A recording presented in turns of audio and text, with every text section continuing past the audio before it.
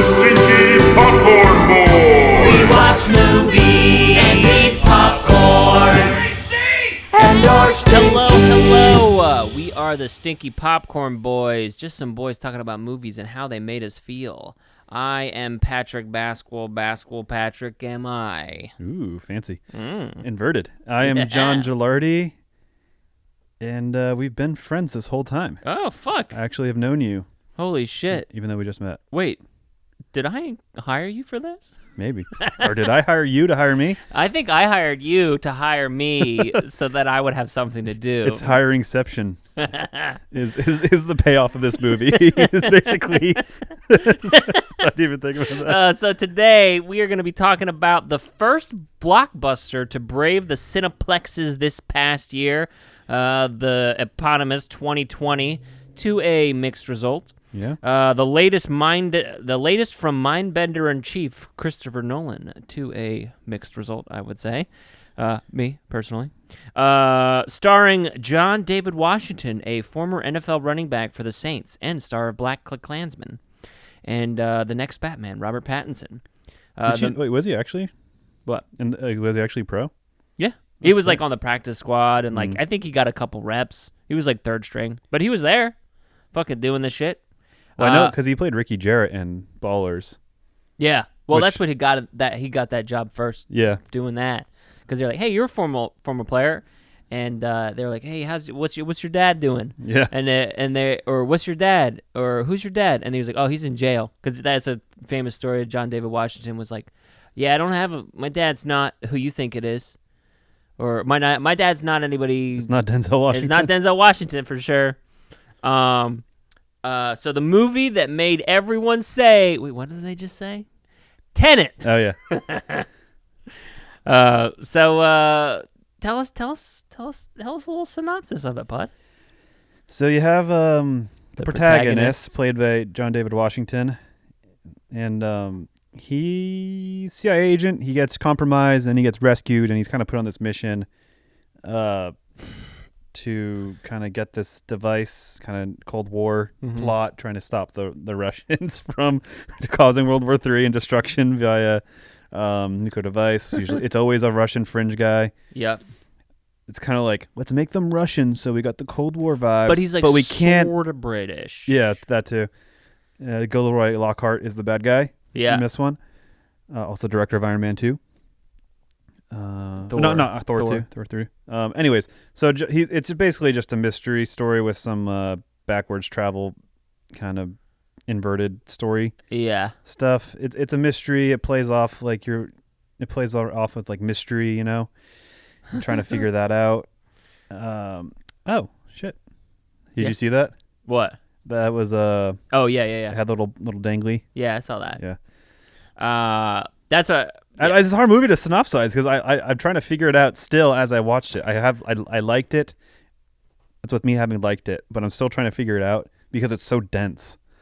It is. That's the way that I described it too. It is very dense. It's very like, this is the way, I don't fucking know. Yeah. It's a hard movie. It's like, it hurts to think, not like, this makes Inception seem like a cakewalk, and I've seen Inception so many times that's helped.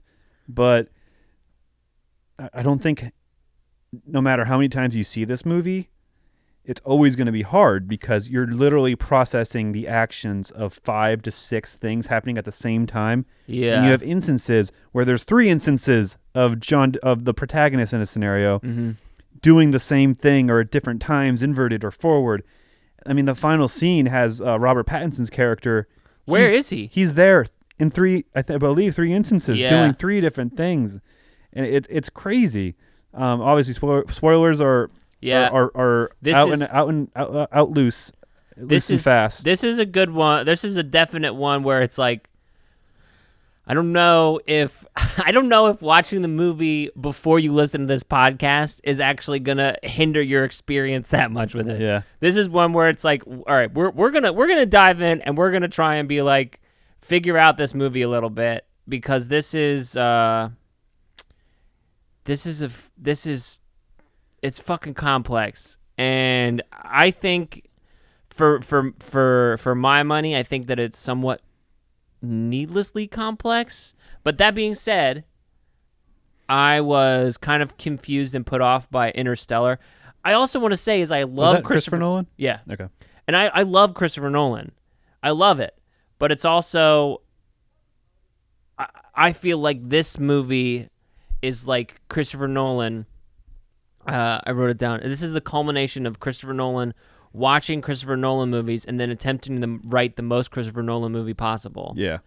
Where it's like there's so many connections and going back and things that happen within things and little code words and little like secrets within or slang within the universe, within the oh my gosh, the brotherhood of inverted time travelers. Yeah. Or whatever.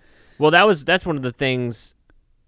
That was one of the things that kind of bothered me is like the pattern of the dialogue feels incredibly unnatural to me. Mm-hmm. Where there's like times where like they're using code talk. They're like speaking in like spy, like Cold War era stuff where it's like, yeah, blah, blah, blah, blah.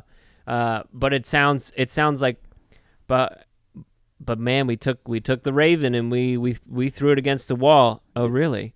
I've never seen a Raven fly that fast or carry that much gold dust. Yeah. It's like, oh. What the fuck does that mean? It's like, what the fuck are you saying? I liked it a lot. I'll say that. I'll come out and say that. I like that a lot. I like the movie a lot, and it aged on me increasingly as something I liked. Start going back from, I watched this yesterday as of recording this podcast. And it grows on me, and I want to watch it again. And we're watching the background again, but I want to watch it again. Yeah, it's definitely one where you got to be like, all right. Because I already picked up something really cool. Let's just cut the podcast and watch this movie again. Yeah, but I liked it because it felt like a video game. For those of you who have played the Metal Gear games, it felt like a Kojima game with really convoluted expositional dialogue and scenes. But this felt like a tame version of that. So I don't know if you've ever played a Kojima game. It feels like there's a lot of exposition in this movie. Yeah. And that's one of my biggest like sort of drawbacks with it is like as much as I love like, hey, this is a shared universe. Like we all have a shared language that we speak and we all understand it. We all understand what's going on here. And we're thrown as the audience thrown in the middle of this story where we're like, all right, let me catch up. Let me get this. And sometimes where it's like in like Inception, for example, where it's like, oh, we got to get the kick. That's the kick right there. Mm-hmm. And it's like, oh, I understand what this is. Yeah. It didn't take me very long to understand what it is. They established the rules pretty quickly, and they have a surrogate with is it Eli Page? Elliot Page. Elliot Page, as a surrogate. Like the character is learning what it means to be an inceptor. So that's cool. It works. Yeah. But in this, you have John David Washington, who's already a spy. He's already speaking in code. And he's like very intelligent, so he's picking up things on the go. So it's really hard. But we're not able to pick up things. Yeah. As the audience, I'm not able to pick up things just because he gets it. You don't really pick up things until at least halfway through the movie. And if you didn't pick it up, you maybe pick it up in seeing the inversion and the time traveling play out. I will say I really liked the take on time travel. I did too. How it was linear. Like if I'm gonna go back 1 week, I'm going back 1 week. Yeah. So I in real time had lived that 1 week in time. Now I'm taking that week, and I'm going backwards. But it's taking a week to go back. Yeah. So that loop, that me can never get back to the present. Yeah. Because I have started a loop. And I am stuck in this loop, and I can never run into myself. And I wish that I could draw for the audience right here. Because it's a spiral. I wish I could draw for you. It's not a spiral. I think that it's like a ladder, where it's like we're moving like this, and then you know what? I'm going to go back. So it's like a little loop, and then you go back this way, and then you're heading back this way linearly, and you know what? Now it's been a month, and I'm going to loop, and I'm going to start going forward here. Yeah. And then, so that's how Robert Pattinson, Neil, can go like this, where he's like this, and he goes back, and he goes back, and he can keep looping back. But you there's so many instances of you that are created. Yeah. Which is wild. Because what happens then? If you see yourself, you combust or something like that. No, that's not true. If you touch yourself or something like that, because he saw his eyes. He saw himself. Yeah, but there was three protagonists in that airport scene. Yeah, it's wild. It is wild. It's like really cool. This scene is just for exposition. Yeah, you got the French girl from Harry Potter. Oh, it's Fleur Delacour. Yeah. Holy shit. Yeah, I was like, who is this fucking person? She's super gaunt and... Holy shit. Depressed looking in this movie. Oh, my God. Yeah, I'm sorry for anybody's eardrums I just blown out, but I just fucking figured that out, that's Fleur Delacour. Yeah. Holy shit. Aged 12 years? I mean, yeah, that's for time. I ain't mad at that. She's still gorgeous. Listen, she still probably kick my ass. Was that why? She's gorgeous and she could still kick my ass. I don't know. Even though she's 12 years older, she can still beat me up. She could still beat me up 12 years ago. She could definitely beat me up. I still don't fully understand the inverted objects. Because I understand the people being inverted. Yeah, and that makes sense. being in the inverted space, but the people from the future are sending them inverted munitions. So. Do they shoot it, or do they have to have people who are non-inverted shoot it so that then they can catch it? I don't know. The inverted. That was the thing that was sort of fucked with me a little bit. Whereas I think if they is all the reverse stuff all makes sense until you get to the objects. Yeah, in the objects it doesn't make any sense, and the object stuff only is brought up in this exposition. Active objects, like them you putting something and hiding something for yourself in the future, that makes sense. Yeah. Got it. But the bullet that you can catch. The bullet that you catch with your gun, or the bullet that you dropped and then you levitated into your hand. Yeah. That's how? It's because imagine you go out to a battlefield, you have no gun, you have no bullets in your magazine. Did someone did they go like this? Did they go, wow, this will be a battlefield, and they throw a whole bunch of bullets out there? I just didn't understand that. Because she says the bullet, you have to have touched the bullet. You have to already have dropped it. I just don't get it. The real time object of an inverted object. It doesn't add to the. It doesn't add to the story. It doesn't add to the lore of time traveling. It's just goofy for this moment. But later in the movie, that's not a thing. Everything is directly controlled by an inverted person or by a person that went in the past and is moving forward. Yeah. So it's I don't know. It's just kind of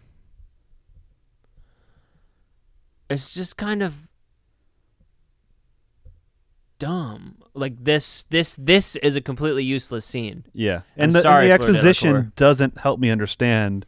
I'm still going to understand about time travel. Yeah. Again, it works so well when you see the inverters. Yeah. And I get this story or the rules and it's revealed really well with the whole car chase sequence. Yeah. That to me is the exposition, and it's the exposition in action with some supplementary dialogue by Kick-Ass.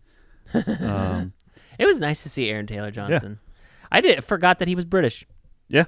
I forgot that he was British. He's done so many different things. Mm-hmm. I get rid of the floor scene. You don't need that.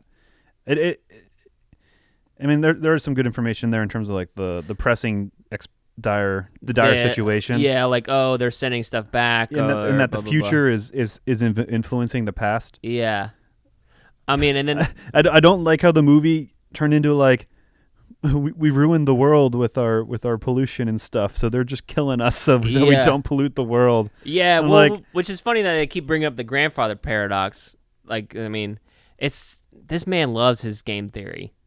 You know how everybody's got their Quentin Tarantino, he just loves movies, so he just keeps creating movies.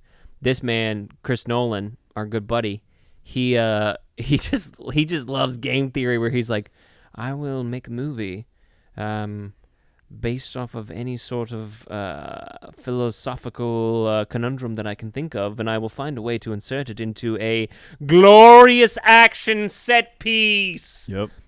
He says it in all caps. It's what it is. Instead of like saying like interior blah, blah, it says glorious action set piece. Well, every time he's pitching a movie to his investors or whatever funders, it's not even. It's the same. It's just that through line. They're like, but what is it about?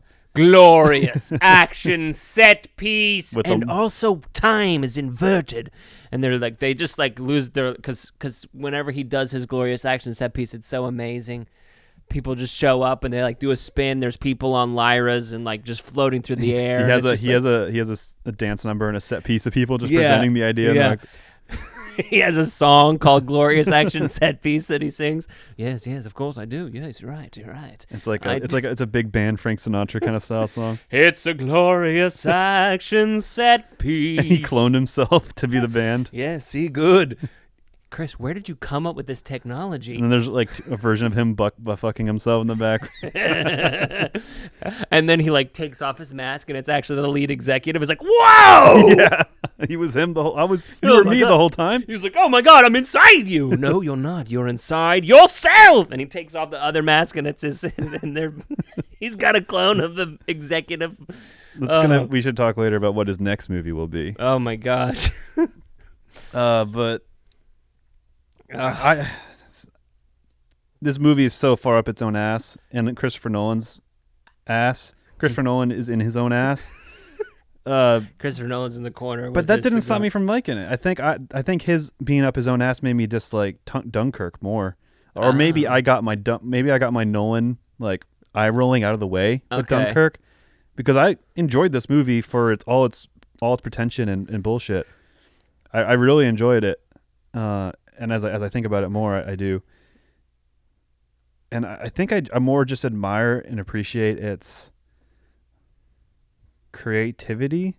Because even though it's convoluted, it is really creative. Well, and also its bigness, too. I think that's something that... Yeah. It's weird, and I feel like we talk about this every time we talk about Christopher Nolan. We really need to get Christopher Nolan. Like, we've just been talking about him too much. Yeah. We're not going to... Hey, bud, we love you. We've just given you far too much. You've already got a lot of press. But I think that's one of the things that is so great about Christopher Nolan is I think the only person that I can think of, and correct me if I'm wrong, maybe Quentin Tarantino, but it's like who can turn a mind-bending thriller thing into a blockbuster movie. And he's the only person that people will let. They'll be like, oh, Christopher Nolan, you want to do a fucking time travel thing? Hey, here's $150 million. Go blow up whatever you want to, buddy. Yeah. And then it's also like, I mean, he does action really well. We're talking about the car chase scene, that thing, like that heist. The man knows how to do heists. Yeah. Like, that was fun. To me, that's when the movie turned and I was like, sick. I mean, even the beginning with the opera thing, with them putting everybody to sleep, I was like, oh shit, yeah. Well, there's such gravity and confidence in his scenes. Yeah. Like I doubt he even researched Ukrainian. Chris, no, go back to your corner. Yeah. Don't go over to John and try and give him a shoulder rub, bud. I don't know how much he did research in Ukrainian SWAT tactics or Probably that, not very much at all, or that like gassing the audience. I mean, I think gassing a hostage situation with non-lethal sedatives or whatever that, like, I think I get why they did it, so that there wasn't a pandemic or pandemonium. Yeah. It makes sense, but there's some ethical things there. But again, maybe Ukraine doesn't give a fuck about that. I don't know. But anyways, it's all done with such confidence. Like it's done so confidently that I believe the Ukrainian SWAT has sedative gas in their kit ready to go. Yeah. And hostage, like, and I think that goes on to all of the action, the set piece. I mean, I think one weird thing was the final battle scene. Like, the enemy was barely seen. Yeah, they were just like, I was confused. Are they in the building? Do they exist at all? I was confused what the danger was, and the tactics were weird because it was like a mob of trained soldiers running was frantically throwing grenades and shit. The last battle sequence was very much to me like the final fight in The Dark Knight Rises. Where it's just like, what are we doing here? It could have been cool. The idea that they splinter off in two groups. One is going real time forward and one is inverted. And there's such a interesting dynamic where you have one of the teams is arriving and defeated or wounded and limping back as another one's leaving, and it goes both ways. And that's I think there was so much, it was so interesting if they could have played with that. And it wasn't clear to a viewer in a action fast moving scene to comprehend how the battle related with the inverted and the forward people. I think the moment that you got it the most was when they blew up the building, and then they blew it up in reverse. Yeah, which was really cool. Yeah, where they blew it up, and they blew up the top of it, and then they like put the top together and blew off the bottom of it or something. That was like, oh shit, that was neat.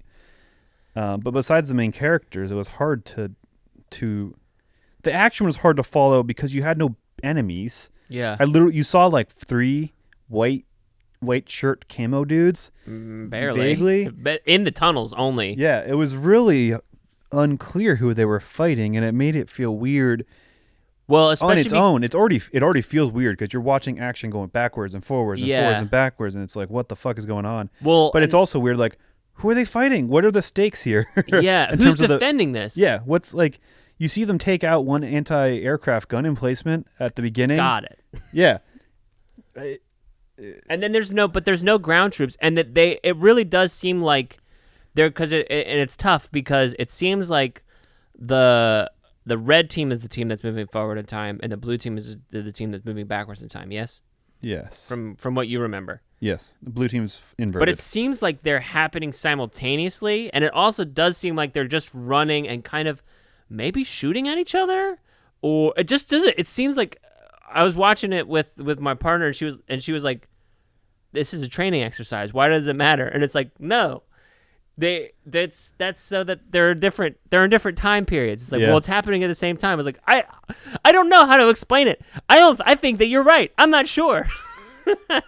Yeah, I mean, honestly, the ending sequence needed work. It needed work. It had a lot of potential. Like, it makes my imagination run wild, and I think it's cool, and I think there's a lot of cool things to play with.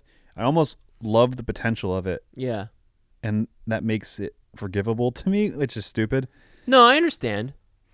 But I just want to touch on, because I think we talked about this like just briefly before we started doing the podcast, is the world that Christopher Nolan has is a very autocratic world. Like, it dependent, no matter where it is, and it's built off of the things that he built in like The Dark Knight, where it's like there's a secret society within the secret society that controls the thing. Like in an Interstellar, where there's like we're a secret society who's been building a planet, who has been leaving a way to leave the planet, and it's like there was never a way. And it's anyway, they just have all this stuff.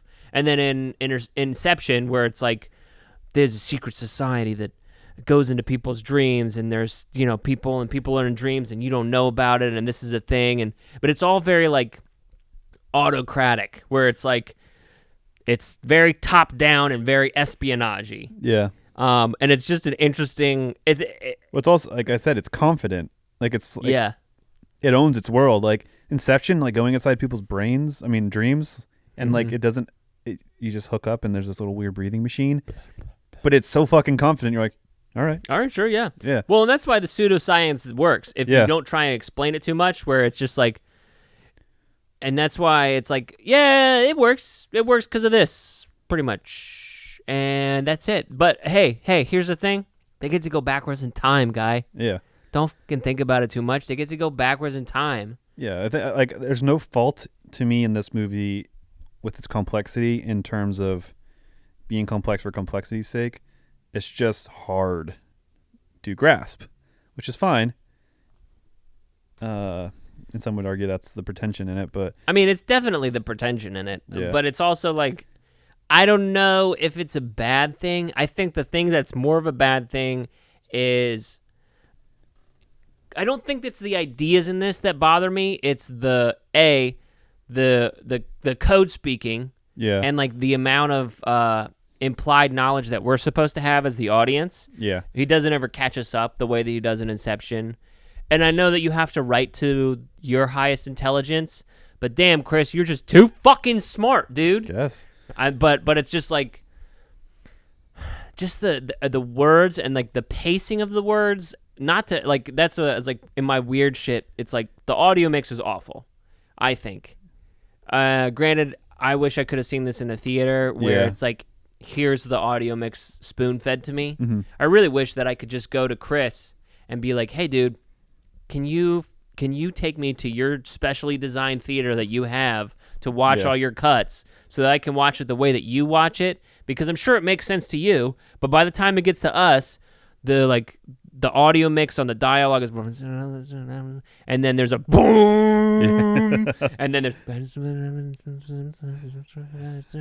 Goya, and it's just like, what the, like, it feels like it's a code itself to me. Well, I have to watch it again, but on my first watch and recalling thing, there's a lot of like John David Washington, the protagonist, will say something, and that'll make the other person realize, oh shit, he's in code. We're on the same team. Or we're not on the same team, but like, okay. Yes, I understand. And it's like when he says that thing to the, we live in a twilight world. Yeah, or is that what he says to the Russian mob guy? He says something else. He says like something about the opera. Yeah, I'm a fan of opera. I don't know, and that like instantly changes him from wanting to cut his balls out and shove it in his throat to be like, all right, let's be arms dealers together. Yeah, let's do. I'm like, what the fuck happened? Yeah, well, that's because he was at the opera for the thing. Yeah, it's over there. Oh yeah, you're good. But he was at the opera, so he was like, hey, did you just rob this? You just robbed this opera, and Kenneth Branagh, Russian Kenneth Branagh, was like, well, yes, I did rob this opera. Okay, I understand who I'm dealing with now. I guess that one. But it's hard because it's movies moving so fast and so densely that I could miss that, or I look at that and I think of it as a much more complicated thing. It's also so vague. Like for me, if I'm Kenneth Branagh and I'm like a Russian Kenneth Branagh dude, and I'm like, this dude's trying to my wife, and I'm a terrible megalomaniac that bothers me, even though she doesn't love me anymore, and like maybe I should just move on and it's fine. But he thinks he's like, I don't know, I guess if you live in that world, you're like, oh, I make this connection. But if I'm like, great, what's your favorite opera? Don Giovanni, or what do you like, The Marriage of Figaro, or what's up? Or I'm still going to cut your balls off and stuff them in your throat because nothing you just said to me changes my opinion. Yeah. Those are both Mozart operas, by the way. Mm-hmm. So there's that. I think we're sticking on the Russian dude. The wife character is not great. The actress did a great job. Or the actor did a great job.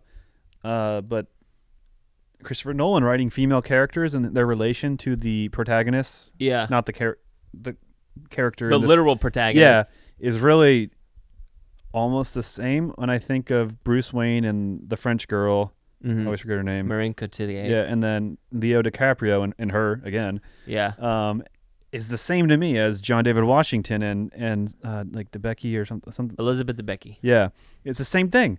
It's the same interaction, same dynamic, and it's just like it's not even interesting in the first place. Yeah. Well, I have issue, and this is gonna make me sound a little callous and cold, but it's like,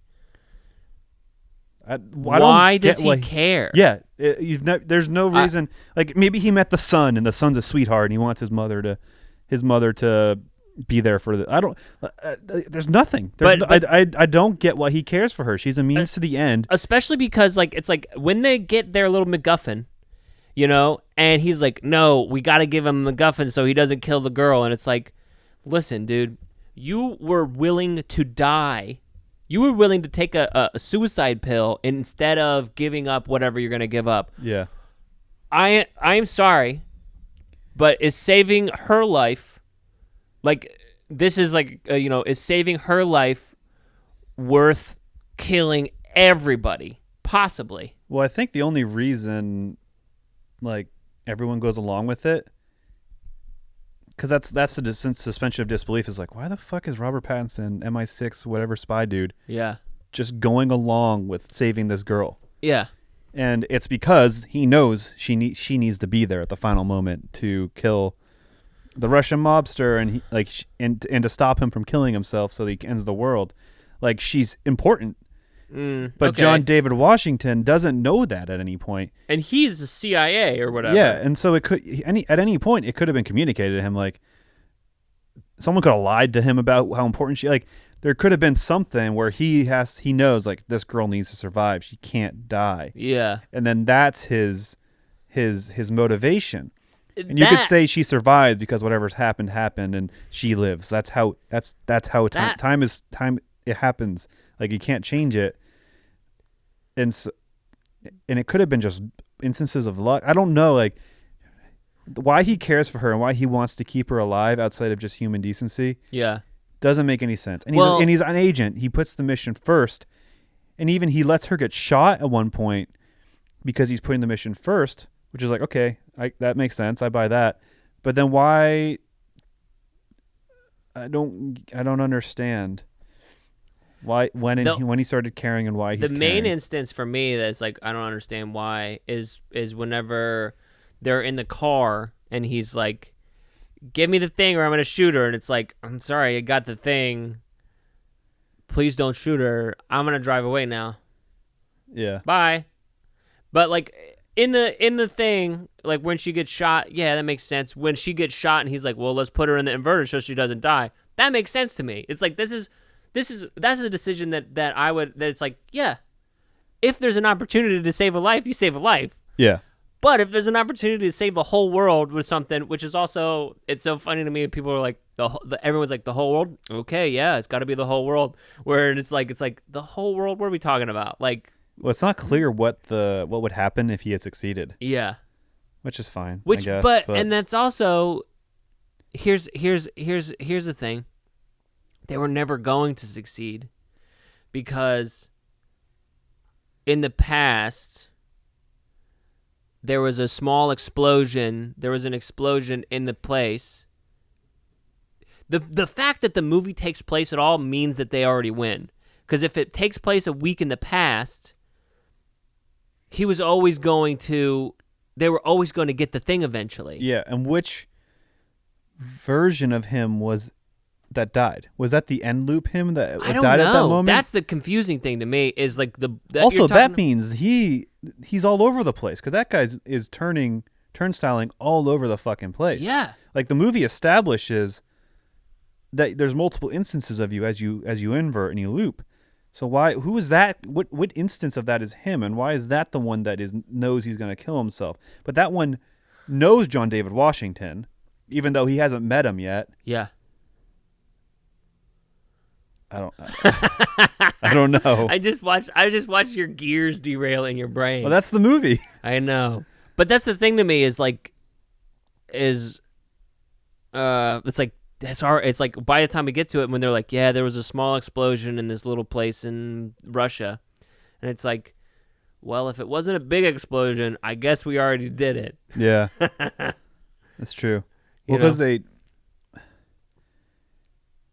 it's really confusing. Like, it's stressful to think of. Like, yeah, in time, like you're thinking about 3 to 4 things at the same time and how they interrelate. Yeah. When you try to explain this movie, like when does this happen? Like, does this happen anyway? There's just like moments in this. It's like very heisty stuff, but it's like when does this happen in relation to when he was already there? Yeah. In relation to when they have the heist. And it's just like, I don't know. It's hard to, that's another thing that I was like, just in Christopher Nolan stuff, there is no passage of time. And also when you're in a building, like even as we were walking through that little art building there, yeah. there's no shape. There's no map. There's no like, all right, we go down this hallway, and we go down this hallway, and we go down this hallway. It's like, hey, here's a room, here's a hallway, but we just see the doors. We don't know the shape of the place. And even then, like, the extras aren't people. No, like they're it's like the Matrix. Yeah. Like they're constructs to populate the place. That's what they feel like in his movies. They all feel like a lot of his movies, especially this movie, feels like it's like Inception's, it's like a deeper part of Inception's universe. Yeah. where it's like this is something that's also happening while people are being incepted. Or this is something that's happening, like maybe they're incepting John David Washington so they find out the whole time. Can you imagine what a twist that would have been? That would have been fucking crazy if at the end, Robert Pattinson was a bad guy trying to manipulate him. Oh my god, that would have been so fucking cool. Yeah. Holy shit, that would have been better. Yeah. It also would have been like because when you go into the dreams, you're able to like excuse a lot of the weird stilted stuff. Yeah. Oh, that'd be fucking cool as shit. Is that what you planned, Chris? And he's like, he just, I'll never tell. as he strokes the back of his knee, he's twirling his pretend mustache. Yeah. He has 3 hands now. This movie definitely had a lot of summer blockbuster vibes with like the million locations. Yeah. Which is also just a subtext for fun vacation for the crew and stuff. And also I love the I also hated but also loved the blank check scene with Michael Caine where he's like, you're gonna need a lot better than Bruce Brothers. That's a terrible Michael Caine. Yeah. And he's like, here's a card, and it's like, do I need to pay back? He's like, you pay me back when the world's not saved or when the world's saved. And it's like, okay, cool, yeah, so we get to have all the cool stuff I guess we want in this movie, and there's our excuse. Instead of the Bruce Wayne oh thank God I can use all the style points that I have. I love I'm jumping to the end. You got it. Get to the end. I guess it makes sense on this podcast in particular not to have any order of how we talk about the film. Yeah. But the final scene, how when we learn that Robert Pattinson essentially takes a bullet for him. Yeah. It's really cool. And then when he reveals hey, we've been friends. I've known you. You're the leader of this group. Yeah. You this is your recruitment, and then the you right now is going to continue on to kind of be the leader of the society in the secret mission and saving the world. And I think that's really cool. And they talk about all the adventures they've had and in the past as time traveling agents and this army that he's literally fucking built somehow. It's just that's dope. Yeah. I mean, it's fan service, but I want a graphic novel or something of those adventures because this is really fun to play with. Hey, why did they drop this gold? Do you remember? Spectacle and distraction, I think. Just allocating resources elsewhere. I think. It feels for the security forces. Yeah. I think that's all it is. It is a distraction because you see a bunch of security forces. Yeah. Post up by the gold, because I mean that's a fuckload of money that needs to be protected, almost at the expense of if there was a fire with kids in the fire. Let's get this money instead. They wouldn't not save the kids, but they would instead of going all in to save the kids, they'd be like, we got to have this $10 trillion of assets. It needs to be watched. Yeah, we need to see where this is going, huh? Yeah. I do like in the little heist scene. I mean, listen, the man does a heist well. Yeah. I wonder if there's a world in which, because he does a very it's a very blockbuster heist. It's really over the top, but it's also it's I'm gonna get a real 747. I'm gonna have it explode into a building. Yes. This just felt like a toy box. How do I thing? escalate? Yeah. He very much escalates, but it also is when it comes down to it, it's not it's just a heist when it but with big pieces. Yeah. And even in the opera when they knock everybody out and everybody's got to put gas masks on, and then this where it's all right, we seal out all the gas so you can't, so it'll fucking kill you. Yeah. So he sets the pieces so then he can deconstruct it, and it seems creative and clever. Yeah. But it's in the buildup, which is almost a meta way to look at it because it's all set up and then they can go in and play with it in backwards time. Yeah. I guess is kind of cool. Well, what's just because that's the turnaround is the car chase scene. after that, so it's like we go forward until then. Yeah. And then once we get to the car chase, we go backwards. Yeah. And then we're going backwards. And I think we have little bursts where we're going backwards. I think we where go it forwards fails, and we go back. We go forwards and we go back. Yeah, well, I think where it fails overall is in establishing. So yeah, we went forward and then we turned down and we came back. Yeah. And it didn't need to, but it would have been clearer if it had communicated we got back to a certain point. Yeah. That we saw at the beginning of the film. Yeah. I think that would have been helpful and more of a natural kind of cycle, more or less, or like at the beginning of the movie, we're at the end all along, which we technically were, but it doesn't show So if that. he goes back, hold on. That's how there's so many Robert Pattinsons. He's just everywhere. And so if Robert Pattinson has existed, he existed up to the point where he takes the bullet.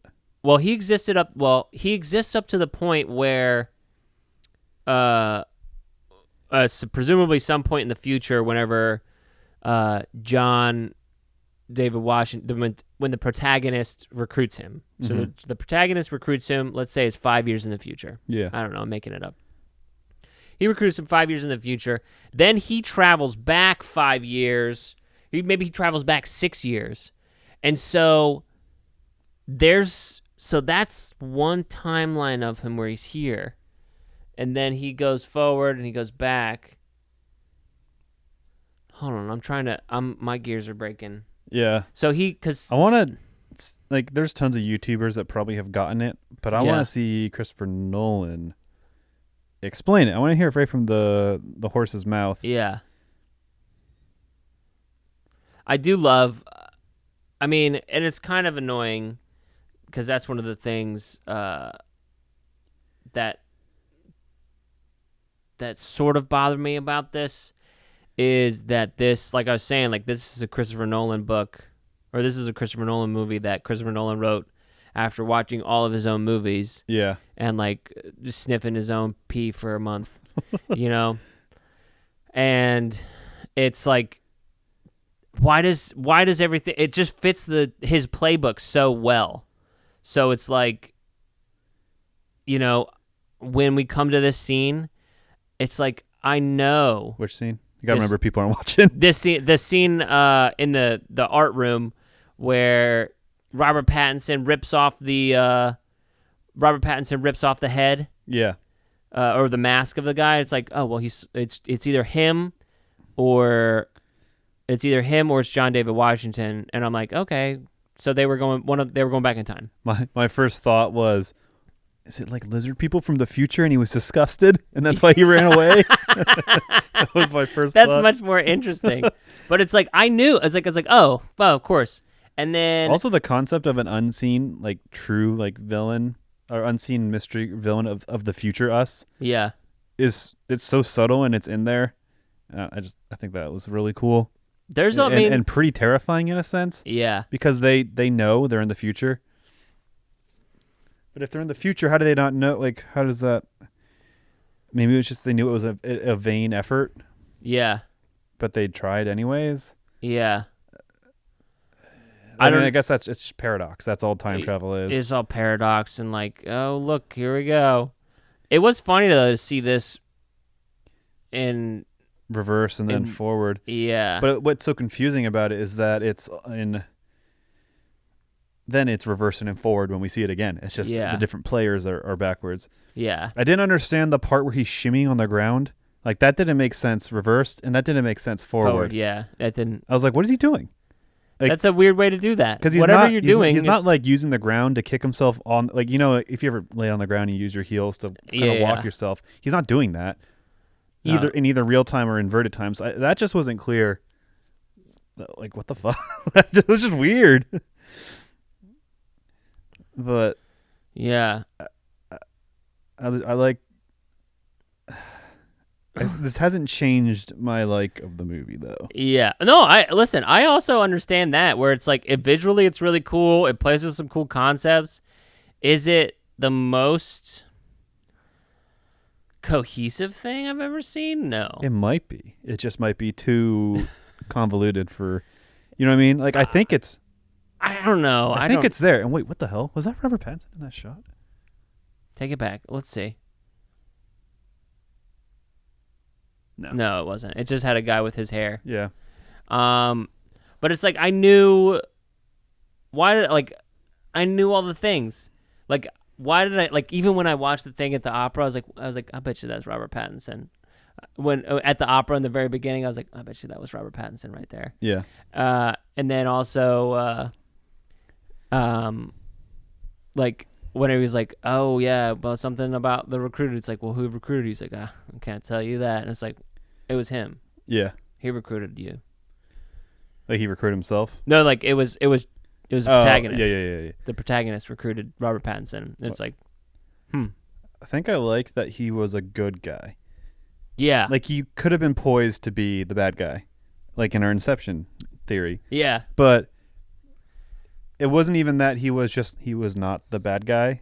He ended up being like a really fucking good guy. Like it was like he's your best fucking friend reveal. Yeah. Which was fresh, I guess, and kind of new and kind of like, yeah, bro, it's cool, I guess. Like I'll take a bullet for you, bro. Like the bromance reveal was unique, I guess, and refreshing. And I don't think the movie was building up to him being a villain or betrayal. The seeds are there. But I've seen so many movies that that's a theory in my head. I'm like, oh my, like even if it's unsubstantiated, you've seen so many movies where you're like, is he who's the guy? Like you're a skeptic, especially in a spy movie. Yeah, which is essentially what this is. It's like who's the guy? Who's the double agent? Yeah, who's exactly. the guy? Like Mission Impossible. Have you seen Mission Impossible? Have you seen the original? I've seen it, but I mean, they all blend together. Well, no, yeah, but the first one, when I remember the first time that I watched it, and again, I was younger, but when I was like, John Voight's the bad guy. John Voight's been alive, and he's been the bad guy this whole time. Mm-hmm. And it was like, this is not what? Yeah, this is not what I expected. This is what it was. Get the fuck out of here! I was subverted. Yeah, yeah. I think that was a fresh way to subvert. Yeah, and wholesome. Yeah, I mean, true bromance there. Yeah, where he's like, hey, guess what? Like he orders his drink for him, and he's like, that's not my favorite drink. How do you know that? But he's lying because he's a secret agent. Like, you're a fucking liar. He's like, I just know. He's like, I bought you Diet Coke. Don't worry about it. I got you. Don't worry about it. It's weird that you drink a Diet Coke, but it's fine. You're in great shape, dude. Yeah. It's like, it's not the taste. It tastes awful. I like the taste. I just feel like I'm drinking cancer when I drink it. It tastes fine, but there's like such a it's like such there. Like this is fake. It dries your mouth out. Yeah. Like, I don't know. I don't understand. Even like Diet Dr. Pepper or like the Diet more flavored drinks, you taste it. There's something weird. The aspartame. Yeah. It feels so. It feels chemically. Like even more. And it's weird to say that because like You're Coke. drinking weird sugar water. Because Coke itself is like, it's like, this is chemicals. Mm-hmm. But there's something that feels, I don't know, more natural about it. But I don't know if that's true. I don't know anything about the way that Coke is made. I saw the secret vault in Atlanta. Oh. It's a real vault. Look how tall she looks in this scene. She's 6'3". I'm sure she's very tall, but look how tall they make her look. Like there's something they could have done something that. I know that he's 5'9", and you just said that she's 6'3", which is pretty freaking tall. That's how tall I am. Damn, John. 6'3", 6'2" and 3/4. Okay, yeah. Well, call me when you get that other quarter, bud. I know. Give me that. Get that 25 cents, and I'll. You can talk to Elizabeth Debicki. But they could have done something to make. Well, speaking of John David Washington, former NFL, you know who was a former NFL player who's got his own Amazon show right now across Tessa Thompson? Who? No. This blew my mind. It was Nnamdi Asomugha. Nnamdi Asomugha? Yeah, he's starring in an Amazon original show with Tessa Thompson. That's awesome. It's just like, what the fuck? What? That guy was like the lockdown corner of the NFL for like 2 years and like got some rich ass contracts. Yeah. Now he's an actor. Just like, it's so bizarre, but good for him. He was I think he was like a Rhodes Scholar or something like that. Oh wow. Like there's something where he was he's like real smart, you know. Yeah. I don't know if it's Rhodes Scholar, but maybe there was something like that where it's like, oh shit. I think like with the people who exceed at something, and that's why they're well known. For a lot of people, that's like their only thing they can bring to the table. That's the only that was their purpose.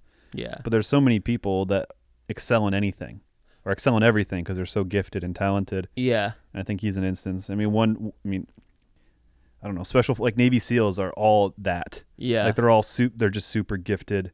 Or like Daniel Day-Lewis, like being a cobbler, or like Christoph Waltz being able to actually speak 6 languages or something like that before they were like, I don't know, like stuff like that. Those are both actors, and there's other instances of that. And I think too, it's also a slightly challenge where you're like, that's the only thing that people can bring to the table, but it's like, it's not the only. It's like there's a lot more you can do, but not everybody can be. I'm not saying that's all that they're worth. That's not what I was saying. Yeah, I just wanted to be like, that's not what I just wanted to make sure. Yeah, and there's all you're worth is this fucking game of football. There's prolific people who are only. I mean, I'm not prolific in anything, but there's some people who are prolific in one thing, and that's all they can be, because that's a lot. That's pretty damn demanding. You're prolific. You're prolific in friendship. Oh, thank you. But then you have people who are prolific in a lot of shit. Yeah. And it's like, damn, dog, calm down. Yeah. Like Kenneth Branagh. Everybody keeps trying to. They never let him just play a British man. They just never let him play a British man. He's, I don't know. I really liked him. I really liked his approach on I like how small his mouth is in the scene. Like, I like how little he moves it. And how small and pathetic he was. Yeah. Which worked because he was terminally ill, and that was kind of his end goal, was to go at the bang. And how deeply sad he was. Yeah. I need to figure out his timeline movement. And if there's multiple of him, like he dies. If there's multiple, say I was an inverter dude. Yeah. And there's multiple of me right now going around fucking about doing shit. But there's me right now. Well, that's what Is there one true me? That's what I was wondering when I broke my brain a little bit when we were talking about Robert Pattinson. Is like, we go forward 5 years, and then we come back 5 years. When I inverted, there is no version of me. I just exist. But there is a version of me that went that is still going when I went back 5 years, and then I went. So there's like a point where it cuts off. But you could there's one me going this way, and there's another me that's going backwards, and then there's another me that's going forwards. And then so you could go back and you could theoretically create the closed loop. Yeah. But then you can't create the closed loop because you can't get to the present. It's like a snake trying to eat its tail, but it's too short, I guess. But you can get back to the can't you get back to the present? Or once you go in the inverter. So like if I went forward in time 5 years, you can only get back to the present if you use the inverter relative to that moment, I think. But if you go deep, I think you're committed to the time spent. To the loop? Yeah, so like if I go forward, and then I go back, and then I go forward, and I go all the way forward another 5 years, do I get to keep going forward? Or does it stop because I didn't loop? I don't fucking know. Figure it out right now, John. The people need to know. I'm going to watch some videos on it. I'm not going to watch any. Have you ever been on a catamaran like this? No, but they look terrifying. It does look terrifying. Why does it exist like this? Why has it got to float? Stakes. It is cool, though. It is cool, but it's also like, why has it got to float like that? I mean, this is like, Christian will be like, what's something that exists, but will be a spectacle to people because they're not sure that it exists. Yeah. I also really liked the casting. Yeah. I didn't have any issues with any performances or characters or anything. And like I said already, it was really nice to see Aaron Taylor Johnson. Yeah. It's just like a good friend. It's good to see him again. Yeah. Kick ass. As always, the clothing he wore and his like awkwardness was me in high school when I watched that movie. And his sweet little curly hair. I imagine he had some sweet little I curly literally hair. had that hair. So I was like, that guy looks like me. He wears like baggy khakis and a oversized sweater. That's me. Yeah. I got glasses. Yeah. That's me. It's like, that's me right there. Yeah. That's me. So I was always like, that guy's cool. He's like me. I don't know. No, I mean, I get that. But I always like seeing him. And he plays a good tactical man pretty well. With like in Godzilla, he plays it a little bit. Yeah. He's a villain in something else with the same look that Ives has. But I don't know. I guess he has a good grizzled look, I guess. He does. He's surprised. He worked into a really nice grizzled look. Yeah. Like he could have easily have been like an old, like Timothy Chalamet, but older. Yeah. Like the very boyish kind of, because that's what he from Kick-Ass. He had that gaunt, boyish, angular face, and he could have kept carrying that, but he filled out to be like a dope dude. He beefed up. He's like, I'm gonna get strong, guys. Yeah. I'm gonna get like real strong. And he's like, instead of acting in movies, I'm just gonna get strong.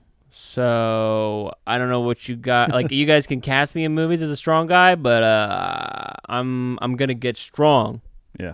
And I'm gonna train with guns. And you can cast me as someone who knows how to do stuff with guns. That's basically what he became. He did that movie with the polyamorous relationship with Blake Lively and Savages. Yeah. That was like his turning point. He's like, hold on. I'm gonna be buff dude with guns. Like, yeah. I'm gonna be kind of a bad guy, maybe. Yeah. Maybe I'm a bad guy. And that's how you kind of like every time I see him, he's like, maybe I'm a bad guy. He doesn't know. His character doesn't know, and neither does he know as the actor. Yeah. So it's just really conflicted. It's just Aaron Taylor Johnson in real life. He's like, maybe I'm a bad guy. The whole reason he acts is a case study on himself. He's and trying to figure out. He's like, am I a good person? Can I play a good person? Could I play this character? But instead he just keeps playing these like morally ambiguous, like kind of figure it out. he's like, oh man. Even Kick-Ass is kind of ambiguous. But he's like, no, I want to be a good guy. And it's like, I'm gonna smash people's faces in. Yeah. You want some reviews? Yeah. Oh, I got one review. Oh, give me that one review. I gotta pull it up. It ready. Oh, say while he's pulling it up, Elizabeth Debicki is really tall, and I feel like they could have done more to. I don't know. Taller? They make John David Washington look really short. Yeah. And I know that he's a normal sized man. It's just like I would have wished if I was John David. I think Washington, it was just the spectacle and the uniqueness, which just comes into Christopher Nolan's pretension. Okay. Of like tall woman, you don't see that a lot. Yeah. Tall woman and the man is shorter. You don't see that a lot. Like I think that was just him being pretentious and like. And how does that sound, Chris? And the picture composition of it. Yes, you've caught me, John. Yeah. I mean, I'm gonna wager that's why. Yes, you're absolutely right. He's peeling an orange right now. For those of you who can't see, he's peeling an orange and eating the skin. He's eating the skin of it. Didn't expect that, did you? No. All right, I got a review. Hello, my name is Christopher Nolan. Welcome to my masterclass. Today I will be discussing how to add emotional depth to my characters. First I add woman, then I add child, and then we're done. So that's good. That's a review. That's a good one. Here is a 3-star review. The action in this movie is great. The story is, well, what story? It wouldn't be completely wrong to say that this is Inception on steroids. All the jarring and topsy-turvy fight sequences we love with none of the comprehensible story. They take a novel idea and wreck it with inconsistent rules to the primary plot driver and virtually no explanation of how the science works, where all the characters come from with their motivations. It's not a bad review. It's not a bad review. I also don't think I don't think it's necessary to explain the I disagree science. with that. Yeah, it's like yeah, they move backwards in time. You kind of get it, but fuck it. Yeah, who cares? I mean, it's actually explained. It's from the future. Yeah, they have the technology. They told us how to put it together. Yeah, it's actually explained more than any other than some of his other movies. Not all of them. I don't know. Yeah. 1-star review. What in the heck did I just watch? So much potential. Extremely poor execution. Miserably long. And for what? I love sci-fi and fantasy, but this plot was nonsense. A little far-fetched. Yeah, I mean, but I can't say how they interpreted it. Yeah, I mean, I think that they probably like their cufflinks. They're like, yeah, like cufflinks are good, but I don't have a French cuff shirt to put them in. What? I don't know. This doesn't make sense to me. His little fucking he's gonna hit her with it. I think right? He's making brass knuckles. Was what I took it as. I was like, 'cause he's gonna hit her. He's gonna hit her with that. Here's a 4-star review. Nolan has done it again. Mind-bending, creative, and a refreshing take on an action movie. Yeah, none of that is wrong. Yep. Yeah. I don't know. It is creative. It is mind-bending. And it is a refreshing take on an action movie. I don't know if I'd give it 4 stars, though. No. It's like, yes, all those things are right. But your reaction to them is not the same to me. Yeah. Here's a 1/2-star review. I'm not high enough to get this movie. Plot makes no sense. It's like a bad Netflix ripoff of that movie with DiCaprio about dreams and going deeper, but here I just want to go back to playing Warzone. That's a pretty good review. That is a pretty good review. Pretty self-aware, too. Yeah. Here's a 4-star review. I've read many critics about Tenet. Most of those claim the film is confusing and lack lack of dramatically ending. In my humble opinion, Tenet delivers all that I like in a movie. At the end, in my first watch, I started to seek for subsidies to understand the plot. Watched a second time, record particularly trouble scenes to understand if the inversion logic made sense with what I was seeing. In short, Tenet gave me many moments of enjoyment to trying to track all layers. Put it by Nolan. Worth the effort. Huh. Probably not English versus language. No, but they tried. I mean, it was good. It's kind of cool. It's kind of cool to get the inside glimpse of how he enjoys something. Yeah. How he was like really analyzing it to see if it made sense. That is something I was thinking, like in the fist fighting and the fighting backwards, because like if you're gonna throw a punch, do you plant the punch and pull away so that when you go, so the other version of you is throwing the punch or something? Well, I think when you're inverted, you are moving forward. It just looks like you're moving backwards. Yes, I don't know. That's hard because you can't think about the application in practice without stop thinking about the story and how it's just a lot to process at once. So I think it's there. I think it's just hard to fucking process. I got at least 2 more reviews for you. Here's a 1.5-star review. I'm a huge fan of Christopher Nolan, and this was a hard hit and miss for me. Didn't understand and couldn't follow. And that's coming from a guy who owns Inception on Blu-ray. Maybe next time, my friend. I don't know if that's self-aware or not. I don't know if it's an interesting... That blood is far too red. Yeah. I don't know if that is a completely non sequitur. I apologize. Kenneth Branagh just smashed some guy with a gold brick. And there's blood on it. And there's blood on it, and it was red paint. It was clearly red paint. Anyway, that's fine. That's fine. But here's our final review. Let's hear it. Ooh. 5 stars. Time travel is always going to have paradoxes that upset people. Ignore them. Smiley face. This film is absolutely brilliant. Relax and accept you are not going to understand every little thing. And that doesn't matter because it's such a unique approach. Your mind will bend. The plot is excellent and the visuals are epic. I recommend turning on subtitles if your sound system is making it difficult to hear the dialogue.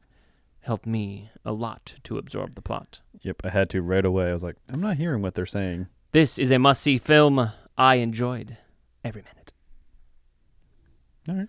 That was another 5-star review. Awesome! Except the soundtrack sucked. You could not understand the dialogue 80% of the time. Interesting. So yeah, I mean, I had the subtitles on, so that, like, it probably made it harder to notice that was an issue. yeah. But it makes sense because that's why I turned them on, I guess. But I did it so early, and I do watch the subtitles. But I gave this 3 out of 5. I'll probably bump it to a 3.5 out of 5 if I watch it again. Yeah. I liked it. I mean, it's like, to summarize it, you've heard me speak for the last hour, so that's why my score is 3 bloody gold bars out of 5. I'm gonna give it. Actually, sorry, no, it's 3 Robert Pattinsons out of 5. Ooh. I had to. I'm gonna give it. I'm gonna give it 2.5 out of 5 broken bowls of raspberry. Nice. The raspberry looked weird on the deck. It did look weird on the deck. They were raspberries, right? Yeah, it was some kind of berry. It looked like raspberries, but then they like broke apart too. I thought it was easily. like dense flower petals at first because I forgot they were. I was like, why are they eating flower petals? Yeah, it's just, I don't know. The movie's so dense that it's hard to remember things or hard to catch things the first time. Yeah, because your brain is somewhere else. It's in the right. It's somewhere else in terms of the movie, but it's whatever. But in terms of what I've been watching, I've watched Death of 2020. What's that? It's like a mockumentary comedy. Oh. About how shitty 2020 is. It's okay. It's very predictable in its tone and its jokes. I mean, not defending Trump or anything but it's just like all the jokes are like, oh yeah, well, yeah. duh. And where is that? Netflix. It's very predictable in its tone and it rides the waves just as you would expect. That guy's inverted. I think it was by the creators of Black Mirror. That would have been better off just making more Black Mirror, putting that energy into Black Mirror. Well, he said he didn't want to make any more Black Mirror. Yeah. He's like, I kind of did it. I kind of did what I was going to do with it. I'd just be kind of like redoing the same things over and over again. Yeah. I just been watching more Sopranos, kind of moving forward with that. I also I watched Ma Rainey's Black Bottom, which is fun, which is hopefully will give Chadwick Boseman some sort of. Was that his last thing? I don't know if he has anything else. It's definitely posthumous. It came out after his death. I don't know the timeline, but something about the Five Bloods felt like it was his last thing because he was in it so limited. Yeah, and I remember being really skinny. Yeah, I mean, that's literally why I'm guessing that it probably. No, I don't know the fucking reasonable. timeline. And that might be one that we could talk about. It's kind of a play, I think it was written by August Wilson. Okay. Who wrote Fences and stuff. Well, thank you guys for listening to us to try and figure out time travel for an hour. Yeah, and you know what?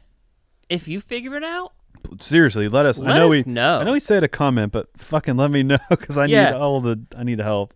Send us the YouTube video that has it. Send us Christopher Nolan's contact information so that we can talk to him about it. Yeah. Hit us up on Twitter at Stinky Podcast and give us all these things, or DM us, or just tell us how this works. Yes, if you know, you tell us, or if you don't know, give us your best guess. Yeah, give us your best guess, or pitch us how you would make it work better.